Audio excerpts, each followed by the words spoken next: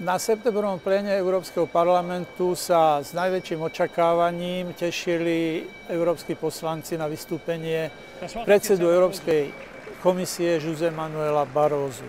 Išlo o zásadné vystúpenie, ktoré prezentovalo jeho názor na budúci vývoj Európskej únie.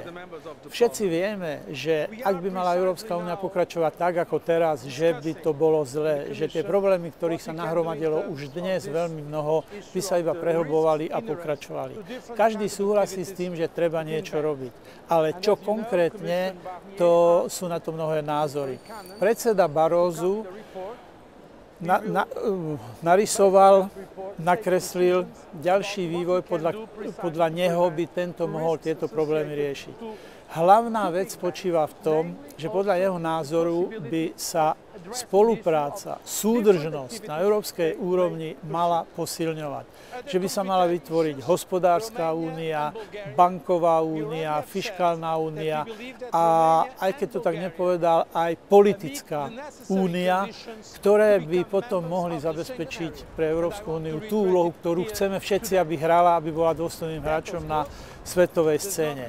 Ide naozaj o nové zásadné návrhy, ktoré určite vyvolajú veľkú diskuziu. Koniec koncov Barroso povedal, že to vlastne navrhne, aby parlament o tom mohol rokovať ešte. Čiže v akej forme by tie nové štruktúry Európskej únie mali fungovať po právnickej stránke, to ešte dnes nie je jasné a o tom sa bude veľmi dlho diskutovať.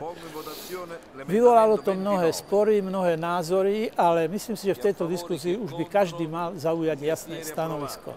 Ja osobne si myslím, že takýto budúci vývoj je správny. Viem, že to bude ťažké. Viem, že budú mnohí ľudia proti. Viem, že pre malé štáty to bude o mnoho náročnejšie, aby sa presadili a že jediným spôsobom bude, aby perfektne fungovali v hospodárstve, aby mali dobrých politikov a aby boli jednoducho skvelé v tejto novej spoločnosti. Čiže toto bude určite na stole ďalšie mesiace a ukáže sa naozaj, kto teda je za tú Európu takúto novú, tesnejšiu, súdržnejšiu a kto bude proti nej. Myslím si, že taký zdravý rozum a racionálny úsudok bez nejakých emócií pseudovlasteneckých by mal zvíťaziť a dúfam, že Európa, podľa mňa je to veľmi úspešný projekt, že tento projekt bude pokračovať aj v budúcnosti, hoci aj v tejto novej, úplne inej forme.